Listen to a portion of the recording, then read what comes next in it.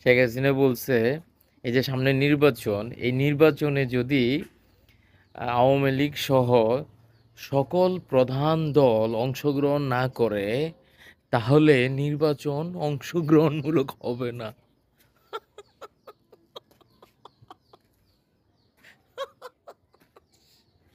শেখ হাসিনা শেখ হাসিনা এটা কীটা বললো এটা? মানে সে যে নির্বাচন করলো 2014 সালে, সেখানে বিএনপি অংশগ্রহণ করছে 18 সালে, সকল প্রধান দলগুলারে নিয়ে আসছে, তারপর আইসা রাতে ভোট করছে। আর 24 সালে নামি দামি স্বামী মানে অংশগ্রহণমূলক নির্বাচন কইরা ক্ষমতায় গেছে, এরপরে